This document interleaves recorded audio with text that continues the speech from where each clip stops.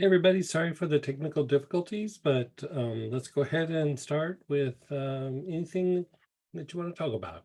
Q&A, um, anything you want to ask, unmute yourself or type in. And go ahead, Chris, then Laura. Hey, Chris. Hey, Sam. Hey, Greg. Hey. Can see you. Yay. Hey. Yeah, so I have had this eye twitch on my right eye for about a couple of weeks now. Mhm. Do you mind taking a look at that and what I can do? What's your stress levels like these days? Not too much. Yeah. Just normal. Not heightened. Most times when there's like a eye twitch or like a little bit of an eye flutter, it's usually like up at the base of the skull, like C1, C2 area. There's something either being a little bit compressed or something a little bit out of alignment, but those two bones don't come out of alignment too easy. So a lot of times it's like pressure or tension on that area. And so something like, I really like to do the vetiver at the base of the skull and all around that area. You could do that with putting marjoram like on the cervical spine, the bones in your neck. But really like work the vetiver along the base of the skull, and then that little indention area that's in the medulla, the center of the back of your skull, and then up on each side of that where muscles attach. And that should actually start to relieve that. It might not happen overnight, but over a little bit of time, like if you unwind that, basically what you're treating is the thing they call the nuchal ligament, and it's not a ligament so much, it's just a plane of fascia. And what happens is it tightens up the neck and the shoulders, but will also like start to have like compression in the head and the face area. And so when you open that up, it just kind of opens everything up in the head and the neck. And like if you go to the back, like if you go to that indention, like it's an indention, and then there's like a little thing that protrudes out, like kind of like that.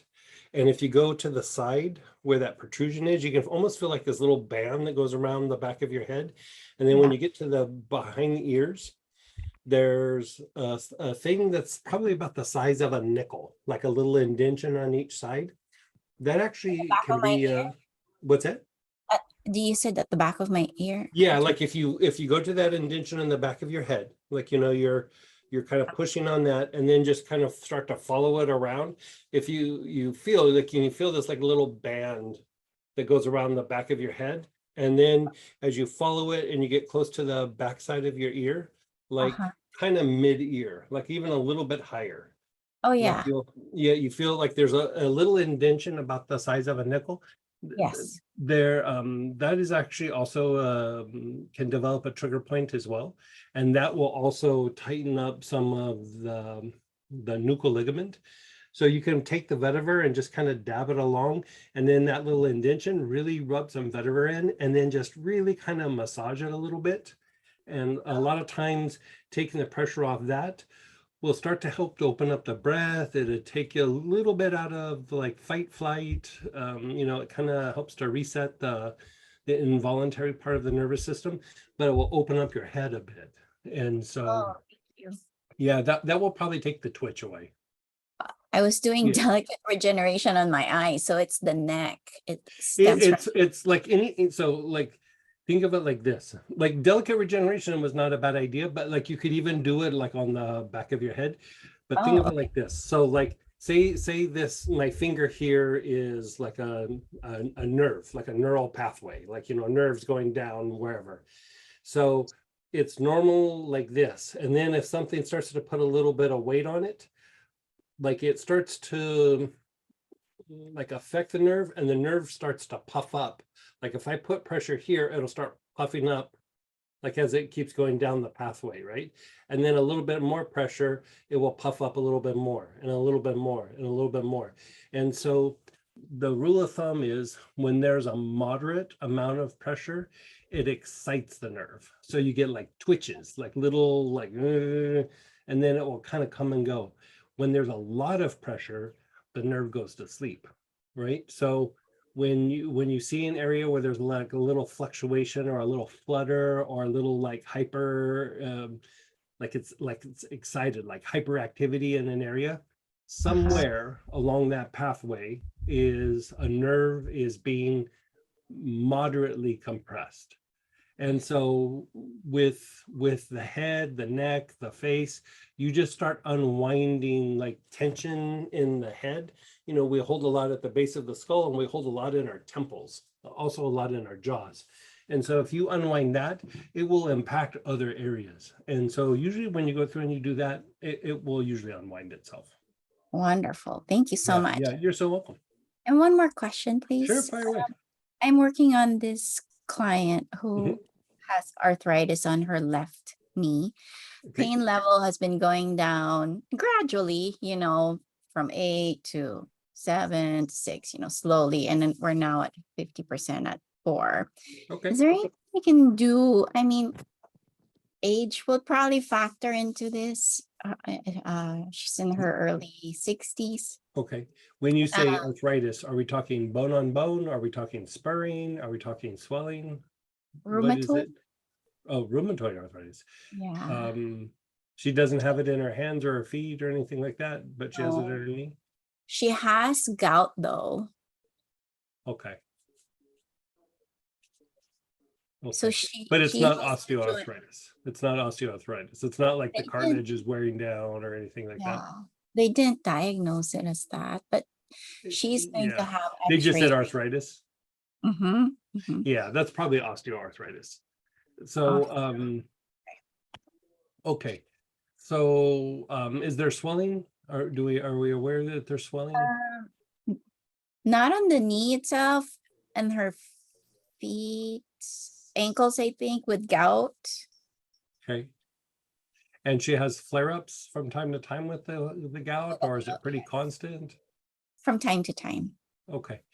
So, do things that are cleansing to the kidneys. Okay. Lovage. You have your pH stuff that you can do, but like lovage, parsley, celery, sandalwood. Sandalwood's really good for cleaning the kidneys. Just any version of that.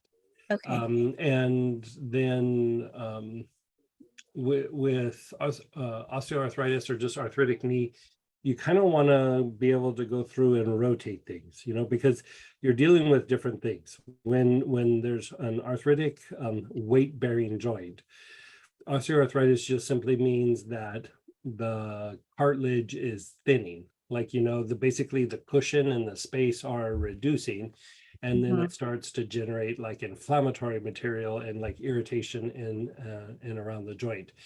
And usually that is because either an injury or a lot of deposits in the joint, or in and around that joint, there's a lot of inflammation, or there's a lot of tension and spasms.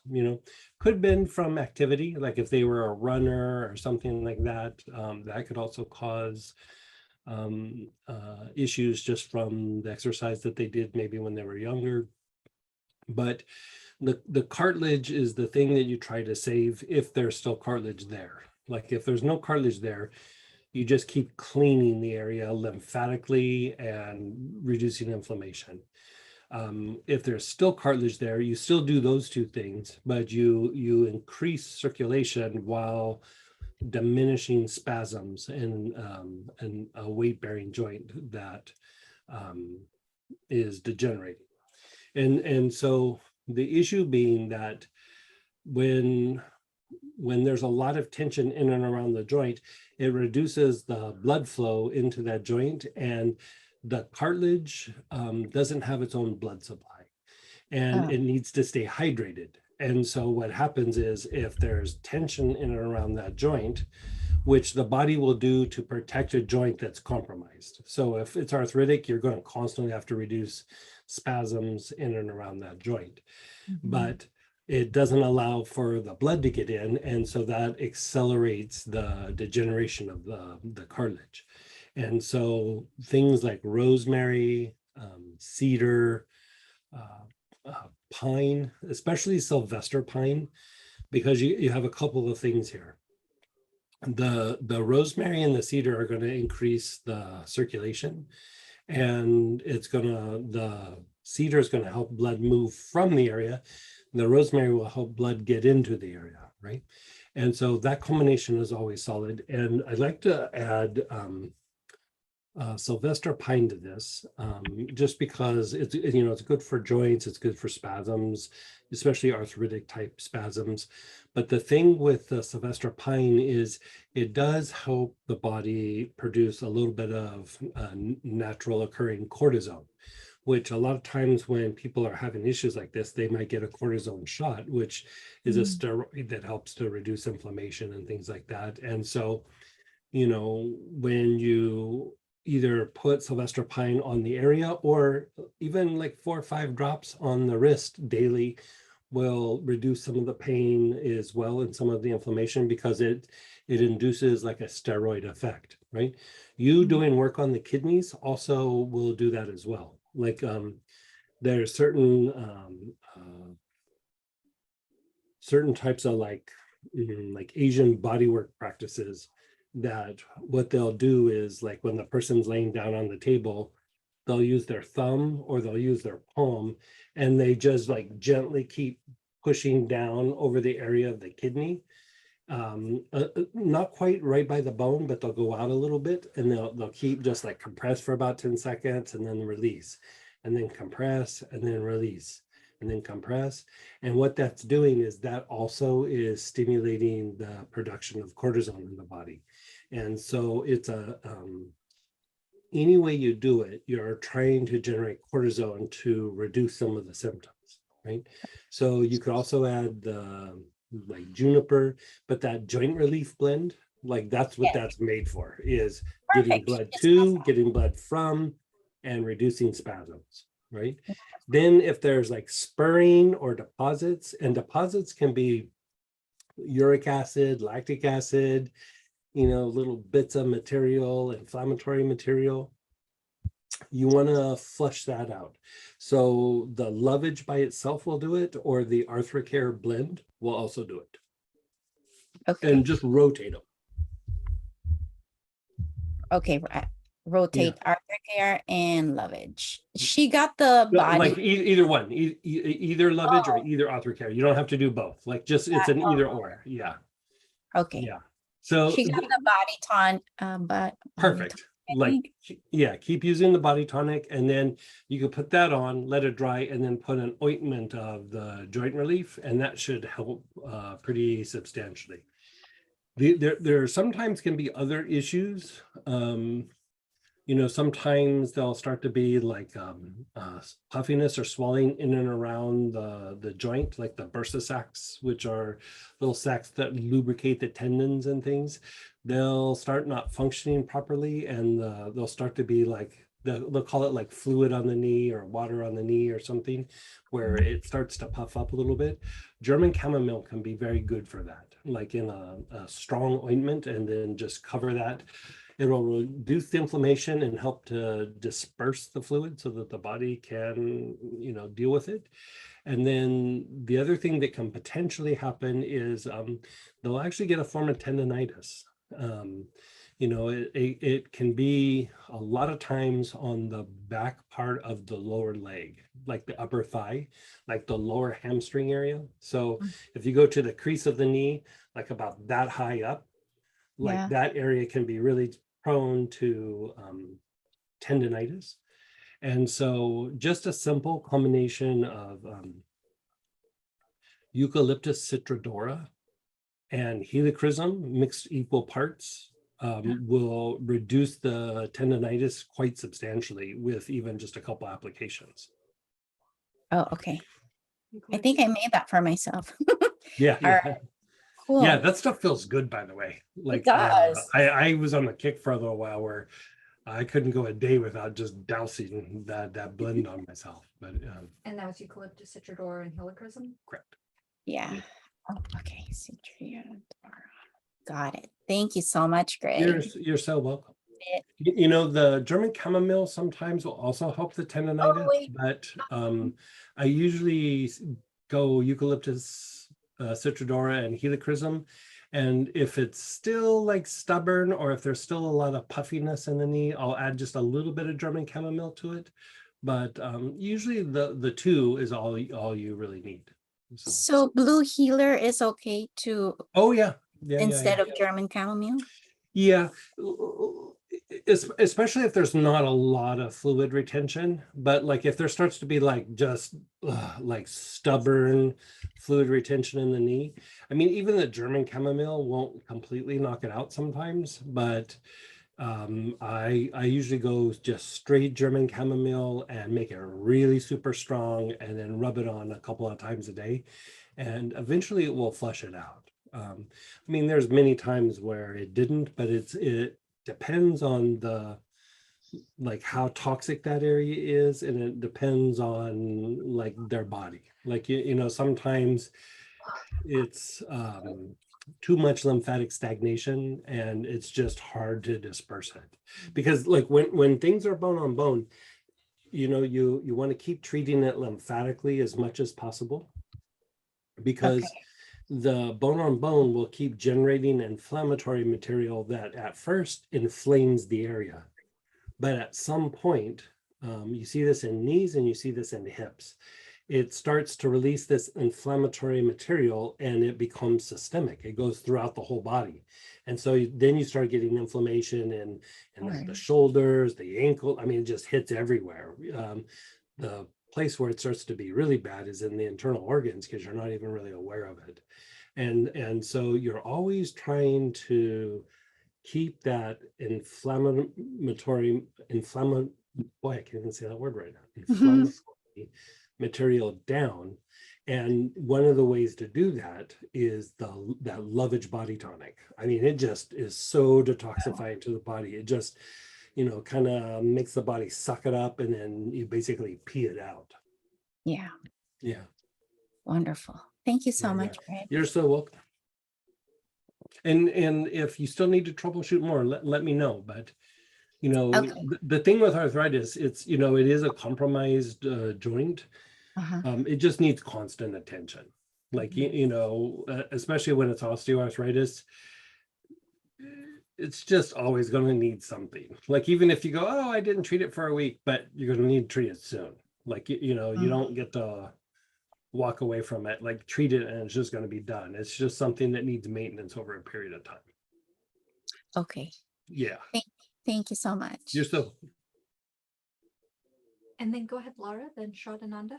Hey, Laura. Hey, Greg. Well, that was perfect for me, and I wasn't even going to ask that question. So is because I'm bone on bone with both knees. Yeah. So with that, the thing that I would add is just also anything like you still do all those same things, but you know, if you don't have a lot of inflammation, you don't really have to work the German chamomile. You know, the German chamomile is very good for you know, stimulating white blood cells and helping to clean that area up. But I just got a blood test back, and she was concerned about my white blood cells. That they were too low or too high? Too low. German chamomile. Like start taking German chamomile, like a few drops a day, 2, 3, even 4 internally. Yeah, and then put it on topically on those areas. Yeah, it'll boost your white blood cell count up pretty. I mean, unless there's something else going on, it will boost it up kind of quick. Well, that's the other chamomiles, not so much. The German chamomile, think of German chamomile, like the other chamomiles are nice and they're soft and they're soothing, and German chamomile can be that way, but German chamomile is kind of like in that realm, like the Marines that hit the beach. Like it's the tough guy out of them all. You know, we're still talking about oils that are kind of soft, but when you're dealing with like something that's immune related or inflammatory related, where something needs to be cleaned up, or you need to clean up after you took a bunch of antibiotics or something like that, German chamomile just comes in and just cleans house. 3 to 5 drops internally, and then some topically. And like, you know, if it feels like you're in a bad flare up, you could probably double that. I mean, I wouldn't do that all the time, but if you're in a little bit of a crisis, you could double that. Okay, well, Yeah. that wasn't even my question, so I'll get back to, Yeah, and that vetiver thing that you gave just then, that you gave a few weeks ago, man, that changed my life. Isn't That's it awesome. amazing? It's just wonderful. Yeah. And I really think it helped my sinuses. Yeah, it opens up the head, like the head, the neck. It even helps to. It's not so much like, oh, I would do this to deepen my breath, but doing it can deepen the breath. And if you use oils that are for deepening the breath, I mean, it just opens it up even more. Like it's, like like you said, it changed your life. Like in my early days, I used to really like essential oils, but vetiver was the first one where I was like, this is amazing. And that's what it was sticking it at the base of the skulls. Like I can't remember. I think I had an injury or something. And because of the injury, I was getting really bad headaches and nothing was working. And I started putting vetiver at the base of my skull. And I mean, within a couple of days, I was like, I am a new person. Yeah. Yeah, it's great. Okay, I just left a friend of mine that has really bad, and I'm going to mispronounce it, tinnitus. Okay. Yeah. So And I've heard and you may have it online. I haven't even had time to go find it. I don't know if it's in any of the books or the booklets, but like anytime you're dealing with that, even though the ringing's in the ears, it's actually you're hearing like misfirings in the brain. I tell this story before, like back in the 50s, they did this thing where they had people who had really chronic ringing in the ears, and it was driving them nuts. And so a surgeon decided to go in and sever the nerves to the ears, and the person knew that they were going to be deaf, but they'd say, at least I don't hear the ringing in the ears. And so they did like 4 or 5 of these where they went in and severed the nerves, and they became deaf, like they couldn't hear anymore, but they could still hear the ringing in the ears. It has nothing to do with the nerves in the ears. It's the brain receptors are like kind of misfiring. So I like to use things like sage. There's been a couple times where I used thyme. It wasn't fast, but sage will usually get it. Even chamomiles might help a little bit, but sage is really good for brain fatigue. Rosemary can help, petitgrain can help, basil can help, but my kind of go-to thing is just good old-fashioned sage or Dalmatian sage. Have them inhale a whole bunch and several drops on the wrist. And then over a period of time, a day or two, it should reduce. That's awesome. Yeah. And I had to leave the class this weekend at noon on Sunday, but that was just an amazing class. Oh, good. I'm glad you liked and it. and I looked for I'm going to mispronounce it. It starts with an L Cuba. Litzia cubeba.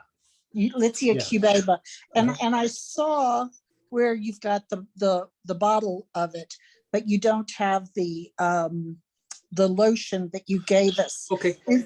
Do you have a suggestion for how to make it? Yeah, I mean, like when I do a therapeutic lotion, we can throw that up on the site tonight. By the way, when you do when I make a therapeutic grade lotion, therapeutic just means like it's a high dose of essential oils. Like a 4-ounce bottle, I dump a whole 5 mils in the lotion, and if it's an 8-ounce bottle, I put in 10 mils. And so I think if I remember right, those are 10 ml bottles that we sell it in. I think it may be 5 that I looked at earlier. So but I may you, be you wrong. could take like no, just the essential oil. Oh, the essential oil, yeah. Yeah, 5. It's a 5. So with that, I would dump it into like about 4 ounces of lotion, and then what lotion do you suggest? You know, I buy it in like large quantities. Like I get like a therapy grade lotion, but like just Okay. anything that doesn't have a scent. Got it. Yeah. And like the one that I use, it's a little more liquid rather than like thick and heavy, so that it's able to mix the oils really easy. So like you can shake it up and it mixes. If it is like thicker than that where you can't really shake it up, put it in like a little bowl and then dump, you know, just pull that little reducer cap out and then just dump the whole thing in and then stir it like you're making a cake, like cake batter, and just stir it up real good and then just put it in a little container and just take it out and rub it. Yeah. Well, that was great. I didn't even have time to look at the roller balls that you gave, but I'm definitely going to order all of them. And I just want to tell you, that was a great class. Good. Yeah, like that one, like we talked about, was about like shifting out of perception so that you can focus on more of what you want now rather than in the past. And so that kind of sets up what we're going to do in the third one that's coming up in a few weeks. So they kind of like are building on each other based on like the Sandalphon technique that we started in when was that, June. So Yeah. yeah. I've already started using parts of it, but I can see the value of going back and doing the whole thing before the next one. It is doing it a couple of times, but it make it that much better. Especially the one that we just did this weekend. Like that one is, you know, a lot of times some of them can be like moving a lot of energy, and this one moves energy, but it really kind of shifts more of the nervous system than it does like moving a lot of energy. I mean, it still does, but the class we just did this last weekend, I mean, you literally could do it like daily and be solid. And so like I think even when we were on, I think it was Robert, we were talking, and the rollerball from the first day, the one assemblage point, a lot of times when I would have people in person, I would have them inhale that as I was doing energy healing on them, because it just makes the energy go in like really fast and it shifts the thing that they're you know working with or struggling with. And so it changes the perception of the body, it changes the nervous system, how you interact with the environment. Like it's really helpful for hitting that intuitive mind and being able to let go of things without really having to go, I need to let go of this. You just go, yeah, it doesn't work, done. Like you just move on. Yeah. And it smells great too. Yeah, it's Both pretty of those nice. did. Yeah. Thank you very much. You're so welcome. And I'm glad you're enjoying. Yeah, it was great. Keep me posted on those knees though. Like if you need troubleshooting with that, you let me know. Well, you know, I'm at the point where I'm getting injections with the PRP stem cell kind of stuff and hyaluronic acid, trying to keep me out of surgery for a while. Yeah. So I took down all these notes, and I've taken down your other notes, and I'm going to be working with the oils too. The injection should be helping. Are they help? They are helping. Yeah, I'm a month away from a new set of injections, and I can feel it. right. But Yeah. But you know, that's just the way it's going to be. Yeah, the technology in that area is really improving. You know, when I was younger, like during the 90s and stuff, we would hear like rumors of all that stuff, and like we were like, we'll see about that. But you know, look at how much time has gone by, and now that stuff's really starting to happen. It has amazing potential. If it you know, there's things now where they're talking about just literally being able to replace the cartilage in areas kind of quickly. And man, if that happens, that's a game changer. Well, and that's exactly what the guy I am going to. I am specifically going to him because he's the only one that's doing the most innovative stuff to keep people out of surgery here. Yeah. And he just said there's so much that's changing so fast. That The longer you can postpone it, yeah, the better chance you have of having something that works. So it's worth giving it a shot. Good. Well, I'll see you this weekend. Thank Okay, you. good. Take care. And then go ahead, Shraddhananda, then Miriam. Hey. Hi. So I wanted to follow up about my niece.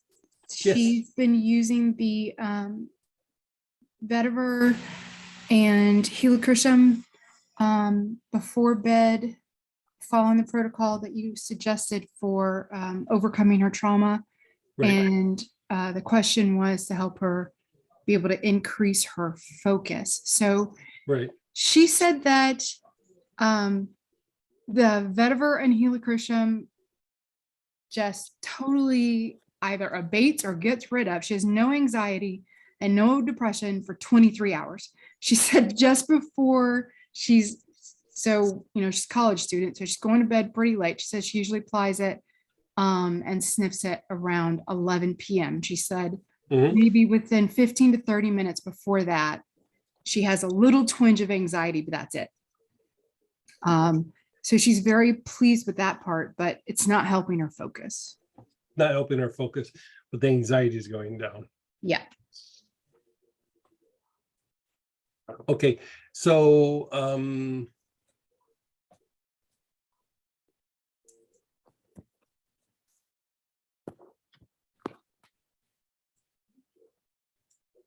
what do we know her fatigue levels? Is she like real tired? Is she real fatigued? Yeah, she spends for a She's teenager like studying a lot, inordinate doing, yeah. amount of time in bed. Okay. And did she have the focus problem before? Like, has this been like a kind of a thing for her, or has it just been recent? I remember her having it before. I mean, I suspect that too. she's classic ADD kid where you're talking to her and you could just see her fade away. You have to call her name and then she can come back to you. Oh, really? Yeah. Oh, that's kind of interesting.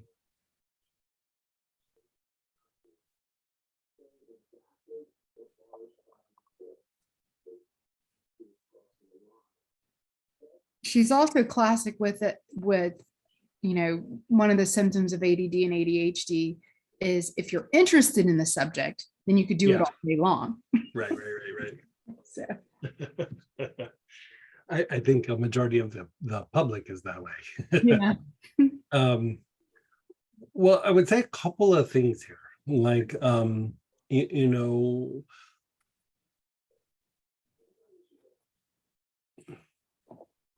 like the thing that just kind of threw me a little bit is when you said like she checks out and you have to call her back. That's I think a little bit of, like you said, she checks out, and so let's just talk this out for a second. Okay, so first off, for studying, for like stress, like mental stress, you could use basil. Like basil is one of the best cerebral like stimulants, right? Like we were just talking about a minute ago, like when somebody has brain fatigue, sage is really good for like, I don't want to say rehabbing the brain, but like fortifying the brain so that it can function better. But sometimes even when you fortify it, still things just aren't firing like they should. Or sometimes people are more like sensitive or more aware and not focused. And so they can get very easily overstimulated by the environment, right? So first off, the basil could act as the cerebral stimulant that helps her like kind of process the information. And when you're processing information, it does generate a kind of like mental fatigue, like mental strain, you could say. And so basil is invaluable. I mean, I use basil all the time for that. Like, it's just, if my head starts getting a little fuzzy, I think that could help. The next thing I would go to and like just want to talk out is the potential of using something like cinnamon leaf or cassia for a couple of reasons. For one, it would make her less sensitive. Two, it makes her a bit more outgoing, like thick-skinned. And here, not thick-skinned like people saying things to you and getting your feelings hurt. Thick-skinned in this particular case would be just not being overstimulated by noises, lights, things like that. Like it would actually kind of help with that. And then the other thing with cinnamon and cassia, it is like a general stimulant. Like it stimulates, not like caffeine.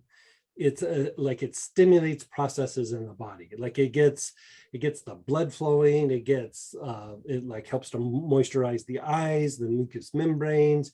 It gets just glands functioning. It just stimulates all the processes in the body. And, sometimes when you kind of don't know what's going on and things are just sluggish and not responding, you throw it either at it like peppermint or cinnamon. And in this case, I would say cinnamon.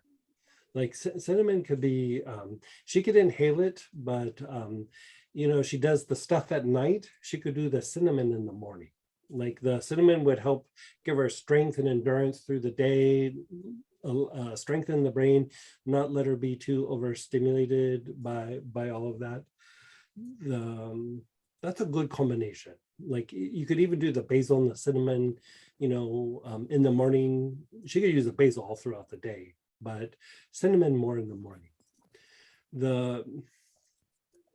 The thing with the checking out, sometimes that is, it can be a coping mechanism, but it also can be like a circulatory issue.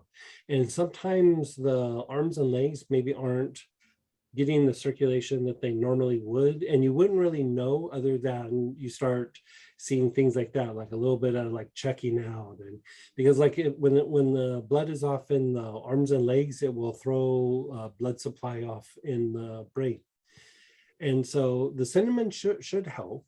A lot of times with something like that, I have people put like spikenard or vetiver on the limbs, like on the arms and legs, and she could do that at night. I mean, that's a possibility, but I'm going to say something a little different here, and we'd have to step out of the arena of essential oils and look at a particular herb.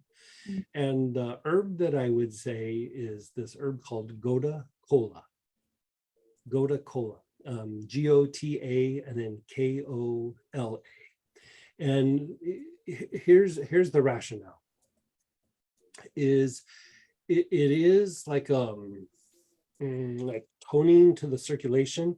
More importantly, it's toning to the veins. And it helps like move the blood from the limbs and gets blood, moving back towards the heart, and it helps to tonify the blood vessels so that the circulation happens naturally. But it also helps to offset the lack of oxygen that can happen in the brain, and it's very good for mental function. It's very good for the brain. Like it's not like you feel like, oh, I have so much energy, I can process everything. You just feel like kind of like, I feel clear. Like I feel mentally good. Like you could throw something at somebody and they go, yeah, I could deal with this. Like, it's not like it's makes you feel like peppy, but it makes you feel like just solid. You know what I mean? And I would probably, like, how much does she weigh? Like, is she little? Is she? No, she's a taller? big girl. She's I would probably do 3 or 4 capsules, like 1 to 2 times a day. Like like in the morning and at night, just, and she'll probably notice a difference in about 2 days. Like it might the first day, but like within a week, she probably won't go, oh yeah, I like totally feel better. She'll just be engaged in what she's doing, and she won't think about like, I don't feel good. Like it will just be, yeah, I'm doing stuff. It's almost like that, if that makes sense. So just to recap, I would still probably do basil or cinnamon or possibly both. And then I honestly would not worry about the arms and the legs. I would go to cola. okay. And she could pick that up at any health food store, get it in capsules, not tincture. She could get it at probably any health food store or just go online to Amazon and she could have it in 2 days. And continue with the vetiver and the helichrysum. Yes, right? definitely continue with that. Okay, okay. Yeah. Thank And you then just so much. the application for the cinnamon and basil. Oh, you can inhale, but I would put like a drop or two in water and drink them both. Yeah. Okay. Yeah. Thank you so much, Greg. You're so welcome. Keep me posted on that. I will, thank you. Yeah. And then go ahead, Marianne, then Denise. Hey, Marianne. The patchouli oil arrived in the mail. Thank Oh, you good, very good. much. And I'm not quite sure how to use it. I've been Okay. inhaling it. Good. Um, I'm gonna email you the whole protocol because it's kind of long to just kind of have you Oh, take notes. Okay. So I just was waiting till it arrived. So Okay. I'll email you that whole protocol. Yeah. And in listening to you speak, I think I need cinnamon, which I'll have to order because I don't have any. I feel, I don't know, I guess I feel like I'm sort of incubating all that's going on. But I feel sort of slowed down and wishing I had more energy too. I mean, I went through a phase where I deliberately tried to slow down, Mhm. but now it's like, okay, enough of this. How- I don't know, how's- I'm in a funny place. How's like the stress levels? And I know there's been a lot of things going on with the family and stuff. How's that all been going? Well, I mean, there aren't any significant changes. It is what it is. It's not gotten worse or anything? No, it's maintaining, it's staying basically the same, Okay. not worse, but not better.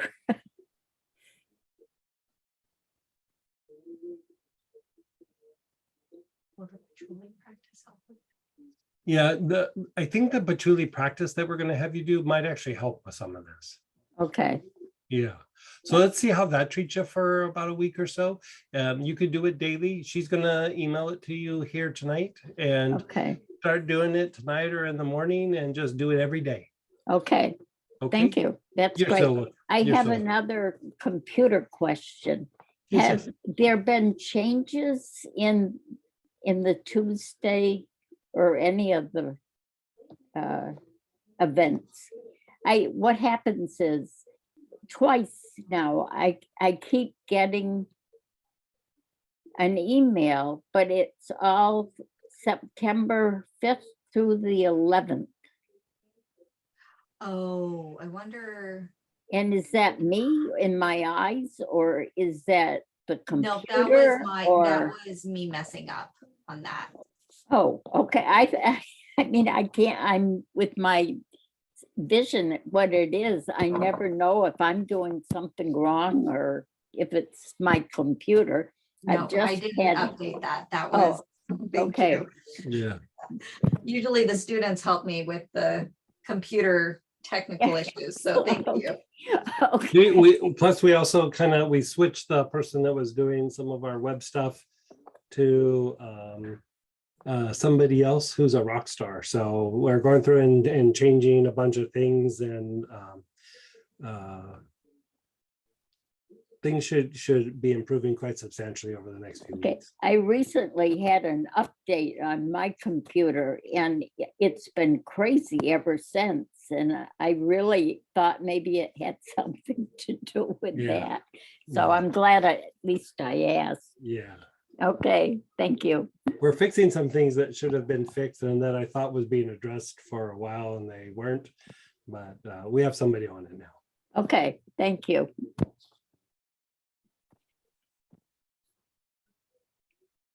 And then go ahead, Denise. Hey, Denise. Hi, you guys. Hey, how are you? Oh, I'm doing pretty well. Good. given everything. How's that? My son is Yeah, still, I hear you.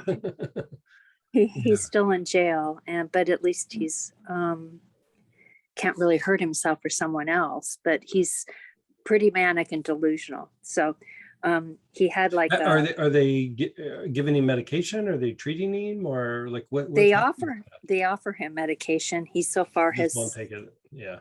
yeah, and so but I asked them last week if they would have the attorney go in and just ask him, what do you think brought you to jail, or why are you here, and then give him a piece of paper and a pencil or pen. And I didn't think he could write anything. I mean, I thought it would be pretty incoherent if he did, but he wrote page after page after page, and he gave it back to him, and the attorney was pretty shocked. He just was shocked by the content. So he took it to the DA, and they said, we can't prosecute him right now. He isn't competent. So Yeah. they're going to have some evaluations done. So hopefully we're looking at aid and assist, and I can only hope he doesn't pass it. You know what I mean? Yeah. But more, he's almost been in jail for a month, and we've never had to deal with anything like this. That part I feel badly, but other than it has slowed him down, has slowed his body down. Yeah.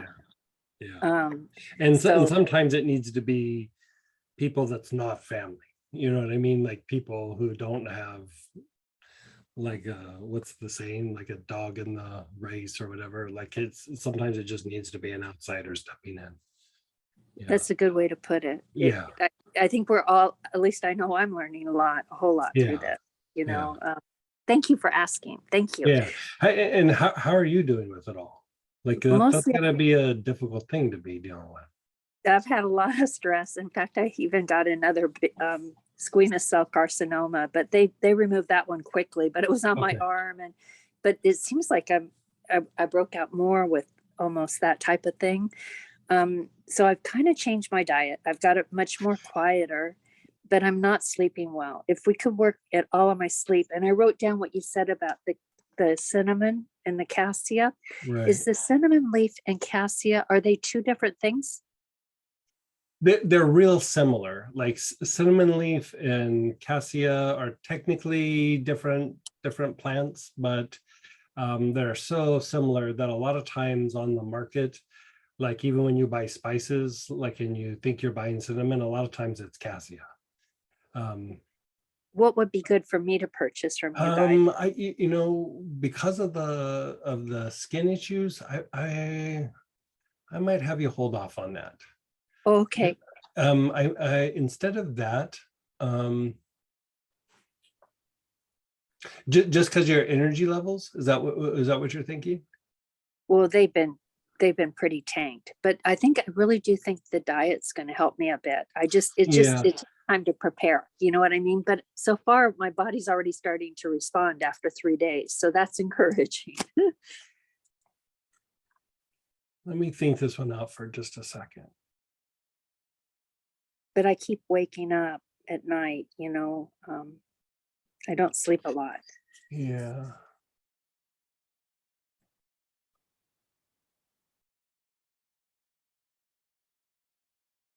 Okay, let's do something different. And again, let's step out of the box with this one. Okay.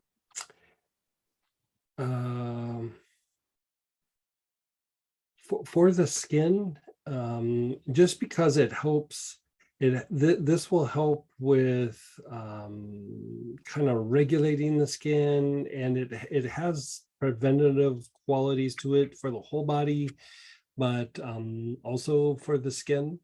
And it can help to regulate certain functions in the skin. And but it's palmarosa.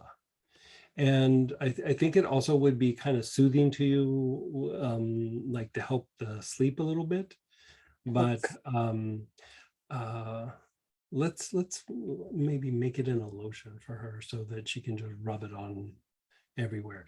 Let's have you rub the palmarosa like all over your body. like just Okay. your feet, your arms, little tiny bit on the face, and you don't have to go crazy on the face, but like around the ears, around the jaw. Like if you want to leave that alone, that would be fine. Okay. But it's more about like trying to rehab the skin as a whole rather than a particular area. And then the sleep. Let me think about this one for a sec.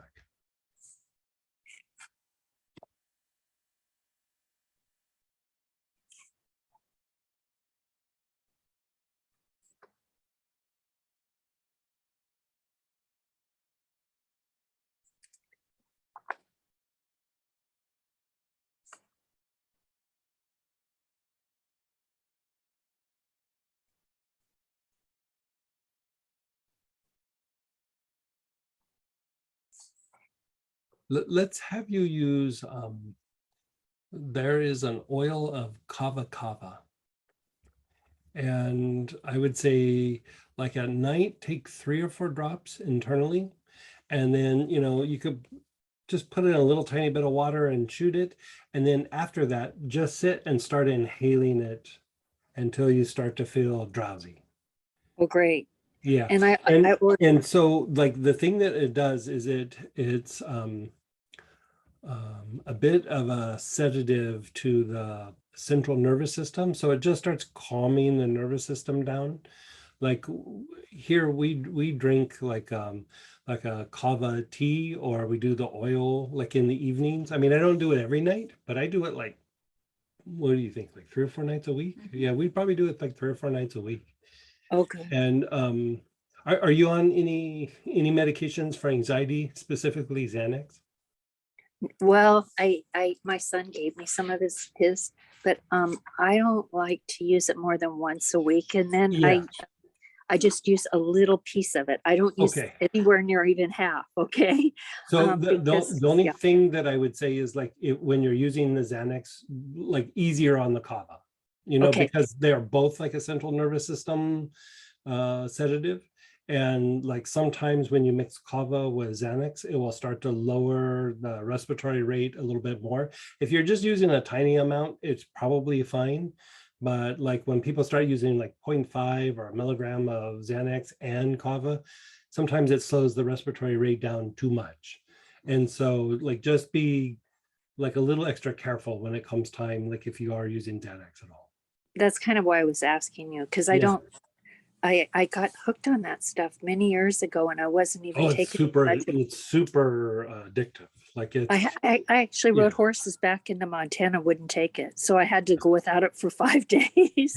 yeah. That was the only way I could get It's it out hard. of my It's a hard one system. to kick. Your body Yeah, gets it was. really used to it, and then it doesn't like it when you're not on it. Like it's usually something that like it really is tough to get off of it. Yeah. That's why I have total respect for it. But that's the only thing I can get more than 3 or 4 hours. I can get about almost 4 hours of sleep Yeah. if I just have that little bit. But I don't take any more, and then I wait again almost a week before I take another dose of it. The kava would be a natural version of it. Yeah. Okay, then Yeah. I'll switch over to that. Yeah, Thank yeah. you so much. You're so welcome. You're so welcome. Right. And I'll get that ordered soon. Okay, Okay, thank you. okay, you're so welcome. And then go ahead, Letty, then Deborah. Hey, Miss Lady. Hi, Greg and Sam. How are y'all doing? Hey. Hey, Greg, so I had a quick question about my brother, the one issue we're working on. Mhm. He was doing fine, and then all of a sudden, like he started putting Bayloral again in that area that he has got that the left underarm. Mhm. And he thinks, he's not sure, but he thinks like he was fine, and all of a sudden he put it on, and and then it got swollen again. So he's wondering like, could it be causing that or no? Well, I wouldn't think so. I mean, let's talk it out for a second. Like, I mean, it's usually what kind of clears up lymph nodes rather than causing them to get impacted. The thing with the Bayloral is it is very toning to the, like toning and fortifying to lymphatic function. Like it kind of stimulates lymphatic function throughout the whole body. And so what it could mean is there's something going on somewhere else, and then the body's detoxing and it ends up getting stuck in that area. And so it makes me wonder, like, remind me, he had a stroke? Is that Yes. what happened? And he has hemiplegia on one side, right? Yes, Right. on the left side. Left side. And that's the side with the impacted node? Yes.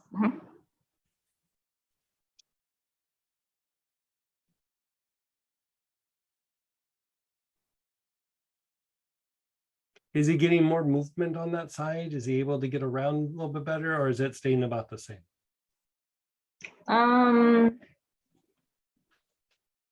Pretty much kind of about the same. The same way that he was here, now he's kind of doing the same at his son's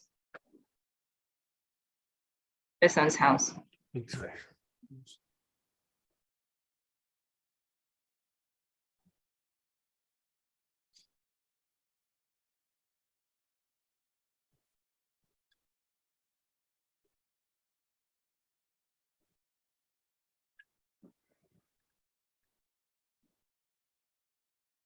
Let's have you do this. Like on that side of his body, like a body tonic or a lotion or something of like a type of pepper, like black pepper, pink pepper, pepper supreme, something like that. And if you don't have that, some marjoram, but like pepper would be my first choice. Okay. Let's have you do it all on the side that has the hemiplegia. Okay. I think what's happening, and I mean, it's hard to say, but you know, part of how the lymphatic system functions is through, like, you know, respiration, you know, it moves lymph and body movement and calf movement. And I think there's just like kind of a lack of movement and then fascial restrictions that's just not allowing for things to be flowing like it should. And so, you know, it's either that or he's having a paradoxical response, which I'm going to go with the first. Like, it's like he's detoxing, but he can't, like, the lymphatic circulation is not quite moving on that one side of his body like it should. Okay. So let's throw something different at it. Like, you know, we've done it several times this particular way. It's not, you know, it's better, but it's not that much better. So let's try opening up the side with the hemiplegia, and then with pH, a lot of delicate regeneration on that side of his body. The greenish violet, greenish yellow. Okay. Like, just don't even worry about cleaning it. Just super energize that side of his body. Okay. Yeah. Greg, I have one more. I have one other question. My sister takes care of this lady. Well, she's been taking care of her for a while. She has like a really bad lower back, and I think there's like a nerve being pinched, and it's towards the lower, like the lower back. Like, I don't know the numbers, but they did do like an MRI. And I don't like think they can. L2, L3, that area? Yes, I want to say yes. Yeah, that area. It's probably her hip. Like, you still treat that area, but like, if you watch her walk, like, you know, how people like normally go like this, like there's probably a hip where she walks normal and then kind of swings the other hip. You know what I'm saying? Like, they'll kind of like lean to the side and like swing it. Okay. You know what I'm talking about? Yes. That's the hip to treat. So what happens is that hip is a bit compromised, and the area that it usually will show up is L2, L3. Doesn't mean all issues with L2, L3 area are that, but I mean, as soon as you start talking about that person, like, I could see like a hip in that area. Okay, and Like, what is that it's one? not even like, oh, I wonder what it is. It's like, that needs to be treated. Treated. Okay, and what does that one exercise do when you lay on the floor and then you like put your feet and you make like a 90-degree angle, like you put your feet up on a. Oh, it's to release the psoas. Okay. Yeah. So that has You nothing to gotta- do with Yeah, the I mean, hip that can area. help the hip. It's not gonna fix it, but it will help take some of the, because what happens when a hip's compromised is the muscles around it, like how we were talking about the knee, start to tighten up to reduce movement in the hip to keep it from getting injured. And so for a hip, the psoas will start to go into a pretty bad spasm. And so the psoas helps to elevate the leg. And so if you watch somebody where that's really in spasm, they kind of lose the ability to lift their leg up. So that's why you see them walk and they'll kind of lean to the side and then swing the leg around because they can't initiate that movement. And so that can be helpful, but still you got to take the cramping and tension out of the joint, increase blood flow to the joint, still treat the low back, something like that, rotate marjoram and you could rotate marjoram or you could rotate the pain relief antispasmodic with either one of those with the pain relief neuropathic. Like the pain relief neuropathic will reduce some of the nerve pain, but you got to also undo some of the spasm that's happening in that low back area. And a lot of times what happens is the hips will tilt, like, because of the way that they're walking. And so part of that issue on that low back area is instead of the bones being like this, they're kind of like this. And so it's compressing one side and then opened up the other, and it allows the disc to slip. So for her, like, then I can make her like an ointment out of these oils, and then Yeah. Oh yeah.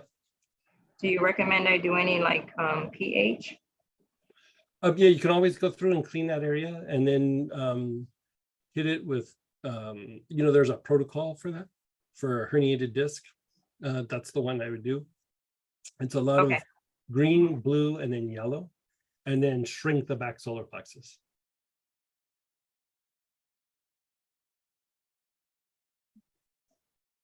Okay, and she's in so much pain that I was concerned about her like overtaking her pain medication.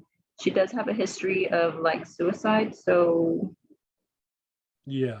should I Deepen her breath, like anything like hiss up or bronchioles or larch, anything like that.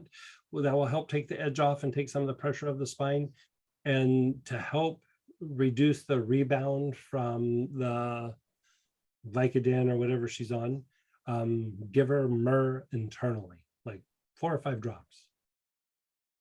The myrrh hits the opioid receptors, and so it minimizes the rebound. So it will help her meds work better. And when she's starting to come off the medication, she won't have quite the rebound effect, because that's part of the overuse is as the medication wears off, they start to have like more intense pain. And so myrrh will actually help reduce the rebound.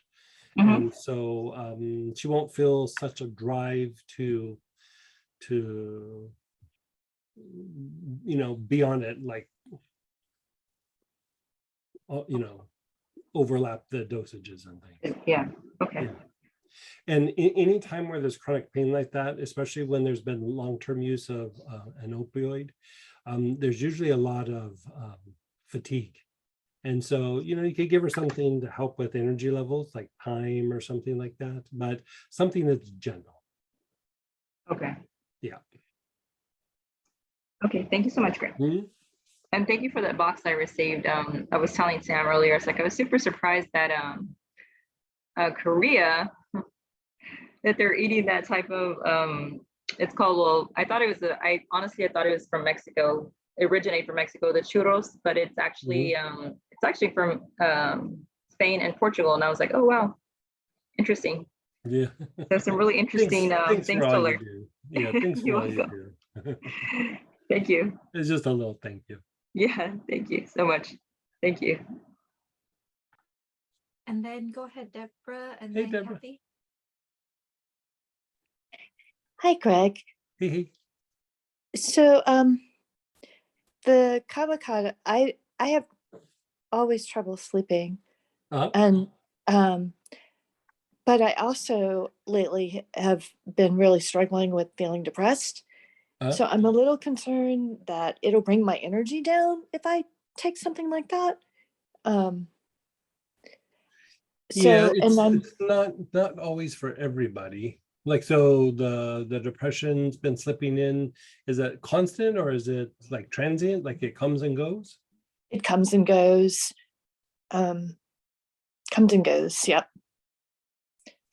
I thought maybe you were talking about cinnamon. I thought maybe cinnamon might in the Cinnamon mornings might be the might. thing that I would go to for that.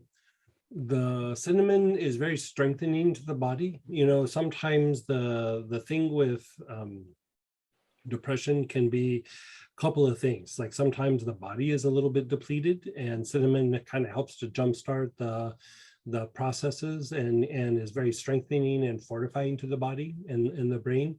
And then also on the flip side of that, if there is a little bit of some depression that's more like emotional or mental, sometimes it's like being a little bit too like introspective. And so it helps you to be a little bit more outgoing. So cinnamon's a very good place to start when you're feeling like blue, or you know, like melancholy is one thing, but like if you're starting to feel like slipping into depression a little bit, I would probably go the cinnamon route. Yeah. Okay, because it's I'm also struggling with just like having no physical energy. Like when I exercise, like my Yeah. legs are dead weight. I You having trouble going upstairs? Um, oddly, I'm like I went hiking today, and going uphill was really hard, and riding a bike, I struggle. I'm losing motivation or enjoyment of riding because it's just I just don't have any power in my legs. And I it's not so much, I don't understand. I just don't understand what's going on. You feel a little disoriented sometimes? Um, I'm not sure what you mean by that. You know how like sometimes like when you wake up in the morning and it's like, oh, I gotta kind of get my feet under me a little bit, and like in a minute or two, it kind of you kind of get a little bit more oriented and you can start like, you know, walking or getting up or anything. Does that happen to you during the day? During the day. Uh-huh. Well, I frequently feel very fatigued and will just lay down and rest. Like I kind of plan my day where I go out and I do something and I come back and I can just come back and close my eyes for a little bit. I call it my power nap. I don't actually sleep, Hmm. but I'm just able to just like not think, not do anything. And then I'm okay to go again. But lately, like the past couple of days, Mhm. it's been like struggling to not just bawl my eyes out. Hmm. And I know you've been going through a bunch of changes and everything. Is that all settling down, or is that still unsettled, or? Um, all the legal stuff was completed back in early June. Okay. It happened really quickly and went very smoothly. There's just a house that's lingering. And then there's some other like weird stuff with proximity. Okay. Yeah, go ahead. Anything there that's like can be upsetting or makes you feel super unsettled or anything like that? The unsettling part is not knowing where to live. Yeah. And I've been struggling with that for a really long time. Yeah. That I mean, that's a big one. Hmm. Yeah. Got a house that hasn't sold yet, and once it sells, I don't feel comfortable in the house. Got an apartment in a completely different location and different state, and it's beautiful, but I don't feel I'm not connecting here, so I just don't Mhm. have any connections. And so when you say like you're looking for a place to live, you're looking for like a place where you feel like some sort of connection, or you feel like kind of. I don't know what I'm looking for. It's not like I'm not meeting people. It's not like I just, and I've moved around a lot in my life. So this is not like it's new for me. Mhm. It's just that I feel like I'm in a place where something's changing Mhm. and I don't know what it is. And it's really just, that's disorienting. Talk about disorienting. You know, I've got lots of stuff in boxes and I've just finally started dumping stuff, donating it. Just like, Mhm. gotta get rid of stuff. So Hmm. I mean, the cinnamon might be helpful. I probably would have you do like sage as well, like several drops on the wrist and inhaling sage throughout the day. It also can be for depression. Like I like the cinnamon because it gives you more energy. It helps to stimulate body's processes.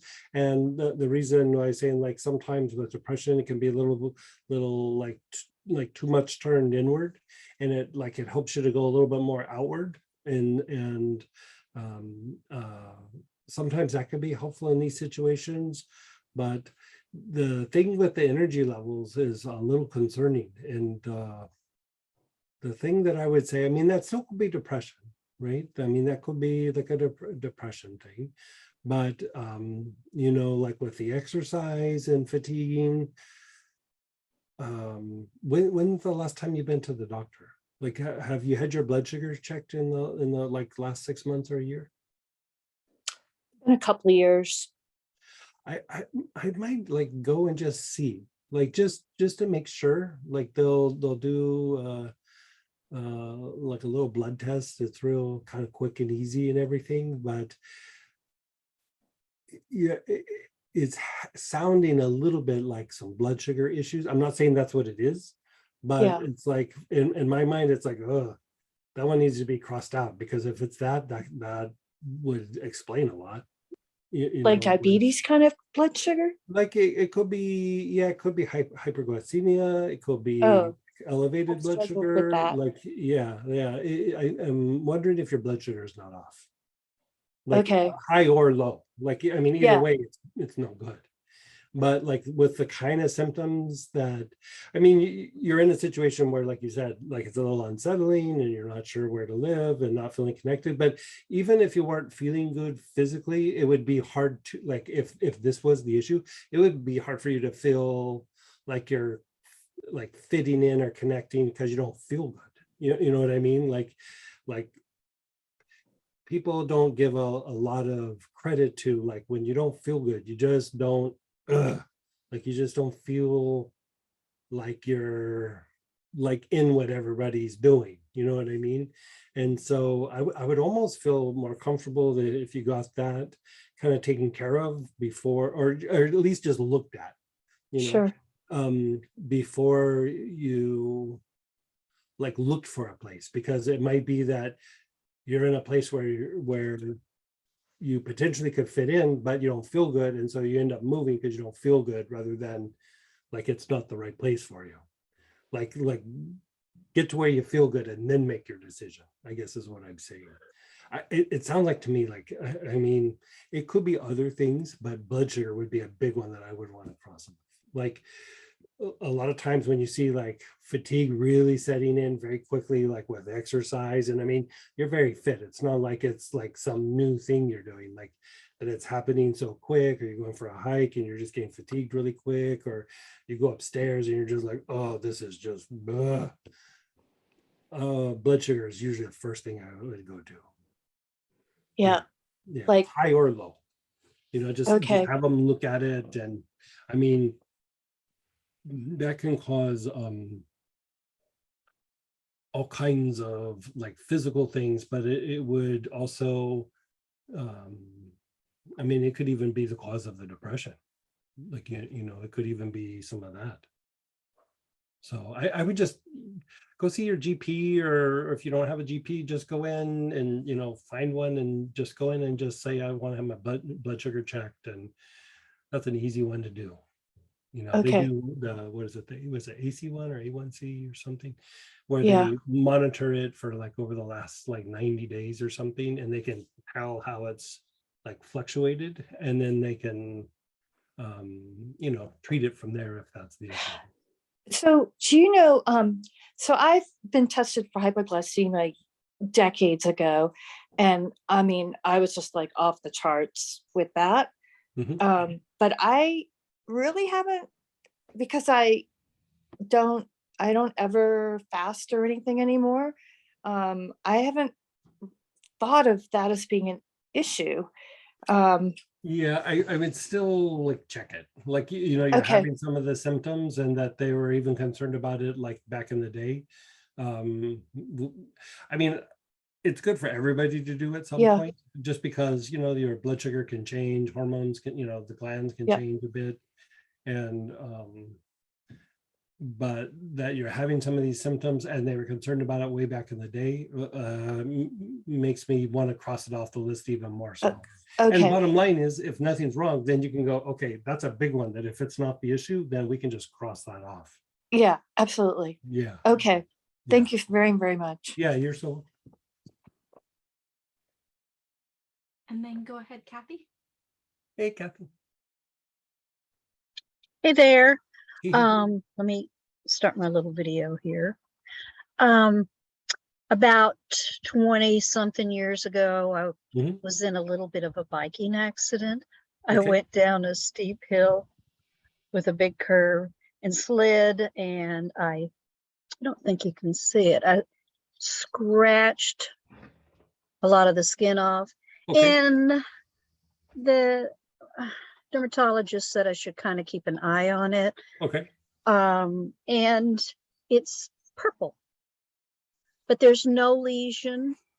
I don't know if maybe I hit it. Yeah, that looks purple. Maybe Like not the totally full purple. area? Maybe like, don't, Like, let's see. Let's I don't see. know if you can see it. She's gonna hold it up to me so I can see it. And if you could talk and show him when you're showing him.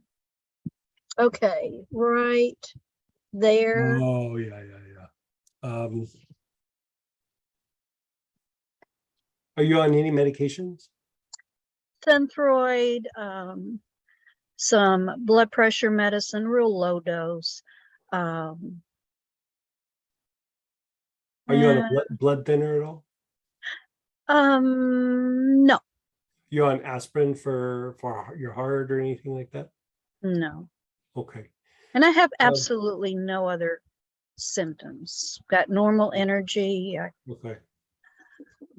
And allergies? Are you having bad allergies at all? I have had a few, yeah, ragweed.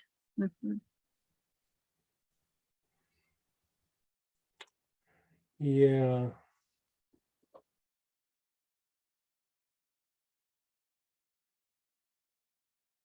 I mean, you can try helichrysum on it.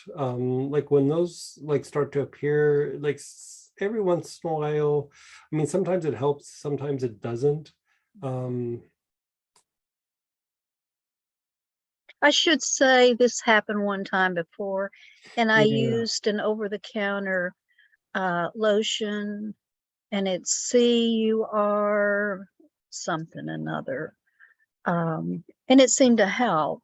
And Okay. then that was maybe 3 years ago. Okay. I would probably try helichrysum on that. Okay. But the other thing that I would do is I would elevate vitamin C levels in your body. I would use like quercetin, which is a crude vitamin C, so it will last longer in your body. You know, if you take just the regular pure vitamin C from the health food store or from the drugstore, it only will last in your body about 4 hours. But the crude vitamin C, you can elevate the vitamin C levels in your body for longer periods of time because it takes a while for the body to process it. And so like anytime you see like some bleeding under the skin, like spots like that, little red polka dot things, like they look like little tiny moles. Anytime you see stuff like that, or spontaneous bruising, the first thing I go to is like vitamin C, like, you know, elevate like quercetin. And the other indicator with low levels of vitamin C is that you would have greater potentials for allergies. You know, you would have more allergic reactions to things, or you just get like stuffy more, like, you know, you just allergies are going to be a little bit more of an issue. And so, and bottom line is, it's not going to hurt anything by taking it, but it might potentially resolve it. And so it might not resolve the discoloration right there, because it's already kind of happened, but it would prevent it from happening again. And again, it's like a little bit of an indicator, like there's, probably your body's consuming more C than normal, like, because that can actually fluctuate. And C is one of the things in the body that we don't like produce or generate, and our body can't store it. And so it's really easy to get depleted on vitamin C.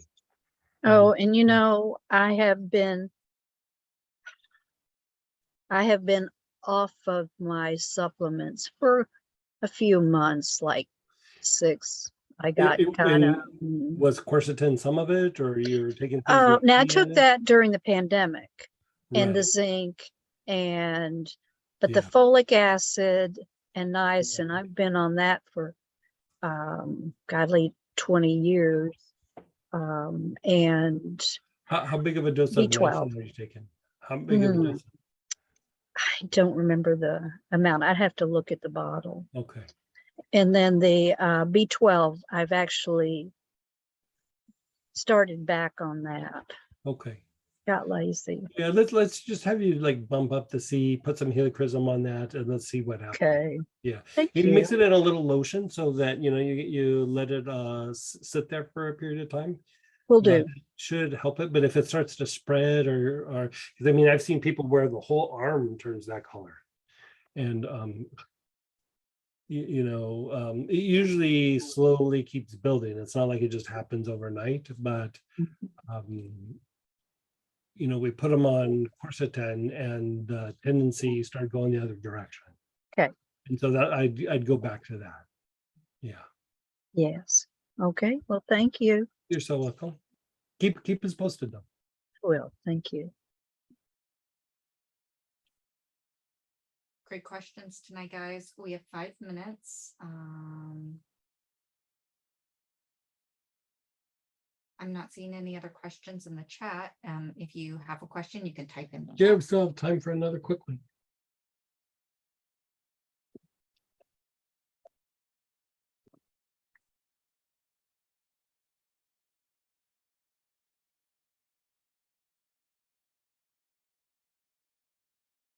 I have a quick question, just for some clarification. Mhm. You had just mentioned sage, but Mhm. do you still want me to do sage? Is this Deborah? Oh, I'm Okay. sorry. It's Yeah. Deborah. Like I was like, I know that's a familiar voice. I couldn't quite. Yeah, place yeah. it. I mean, sage is good just because it's fortifying to the adrenals. It's strengthening and toning to the body. It reduces some brain fatigue, if that's a potential, and it is good for the treatment of depression. But I still go back to the thing that I'm kind of concerned about. Like, I'd feel better if we just crossed off the list the blood sugar thing. Sure. Yeah, I just like, didn't know but what I mean, that should- until you get in to see the doc and everything, I mean, I'd at least inhale some cinnamon, and if you feel up to it, like put a drop of the cinnamon in water and drink it. Okay. And let that help. And sage you could inhale, and I kind of like the idea of like a salt bath or just a regular bath with some sage in it for you. Okay. It would be kind of soothing and fortifying, and That sounds great. yeah. All right. Thank you. You're so welcome.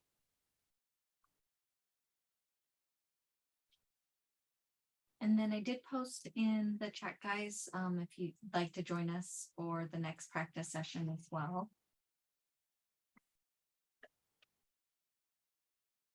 Let's just go ahead, and we're almost there anyway. So let's just switch over. Okay, we'll just go ahead and switch over, and we'll see you guys there in just a minute. Thanks, you guys.